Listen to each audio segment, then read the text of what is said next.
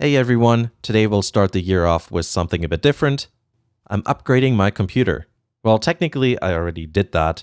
In fact, the first video to be rendered since then was the 2019 year-end video, but nevertheless I recorded my assembly of the thing, I guess just as a way to document the fact that I did that.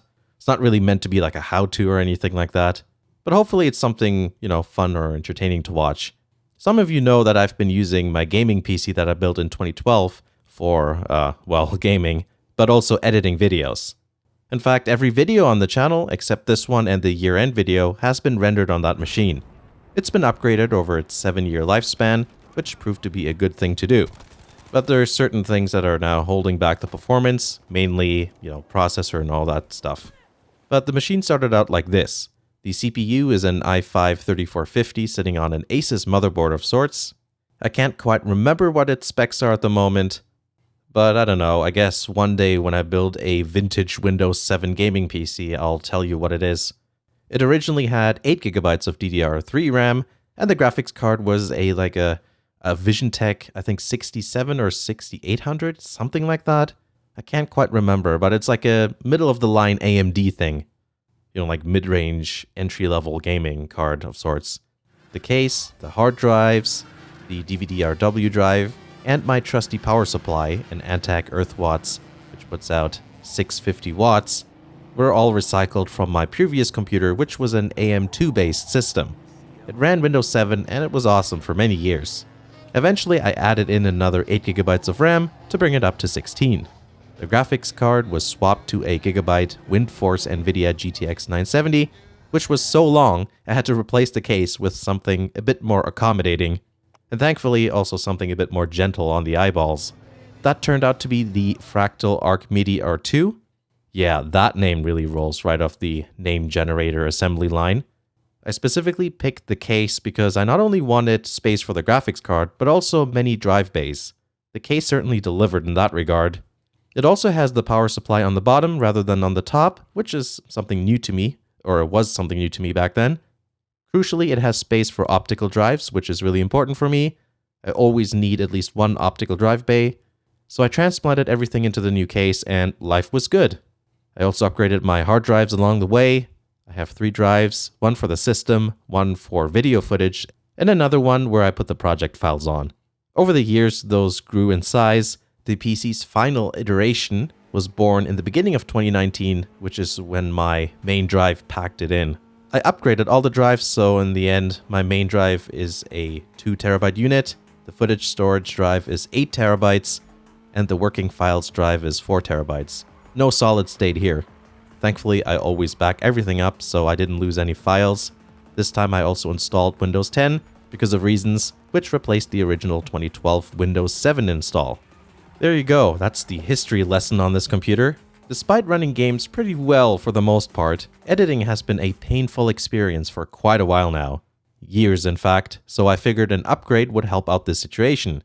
And because of Boxing Day sales, it really did seem like it was time to buy. I did some research and decided to reuse certain components. I was going to keep the DVD drive, all the hard drives, the graphics card, and the case and all of its bits, like its fans and all that. Oh yeah, that's what I did too, eventually at one point.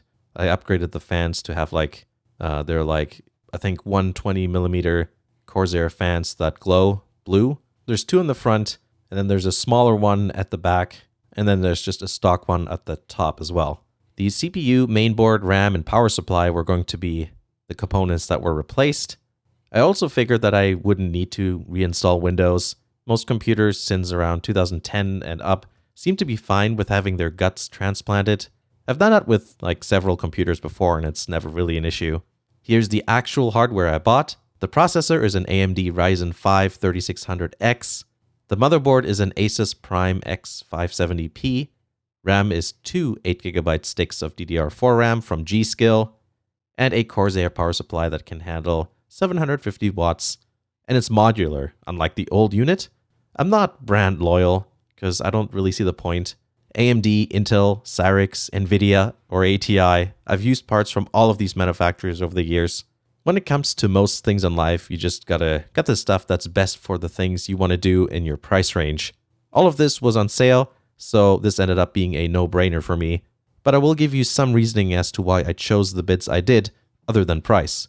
Since Gen 3 Ryzen processors are really new, I figured the socket would stick around for a while, meaning I can upgrade the CPU in the future if I want. The motherboard has the chipset that supports PCI Express 4.0, so whatever speed benefit that brings, I guess I could potentially make use of that one day. It also has all the SATA ports that I need. Everything else like RGB and stuff like that is kind of irrelevant to me. I also didn't go with an SSD because I don't really need it for now. Unfortunately, Canada Computers forgot about my power supply, so it came in late.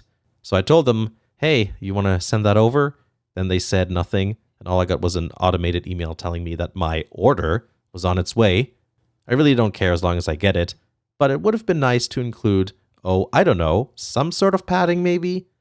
Thankfully, one of the flaps kept the box from moving, at least that's what it was doing when it came in.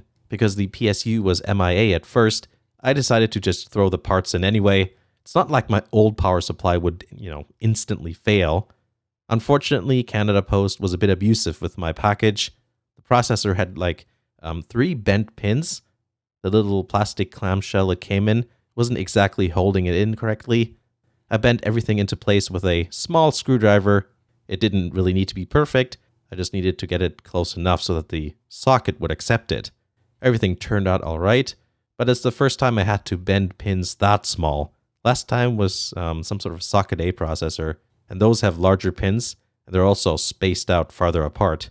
Since this isn't a computer from the 90s or 2000s, I didn't need to bother with jumpers or anything like that, but it's always my habit to check just in case. Unlike my old motherboard, this one needed an extra 4-pin power connector in addition to an 8-pin power connector. Thankfully, my trusty old Antec had all the cables I needed. At first, the computer didn't boot. It said there was no bootable devices available, even though all hard drives were listed. Turned out I needed to turn on CSM, which essentially emulates a BIOS.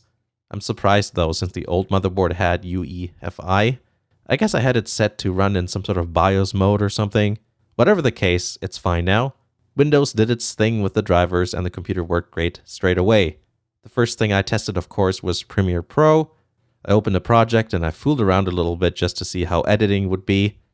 No hiccups, stuttering, or slowdowns. I can now finally use half quality on the preview window too, which is nice. I had it set to quarter previously, and that barely showed me what was going on. The Pokemon Sword and Shield video took over 40 minutes to render with the old hardware. I rendered it again with the new parts, and it ended up only taking about 20 minutes, so that's over twice as fast. Not bad at all. It really doesn't matter too much though, since I usually render videos when I'm doing something else. But it's a nice thing, of course. When the power supply finally did arrive, I decided to install it. Can you imagine who would do such a thing? Because of the lack of padding, I was actually a bit worried if it was going to work properly. This is one of those strange moments where I trusted the 10-plus-year-old piece of equipment more than the new one. Spoiler alert, it works fine. One of the great things about it is that it's modular, so I didn't need to hide more than half of the wiring harness behind the back of the tray panel thing.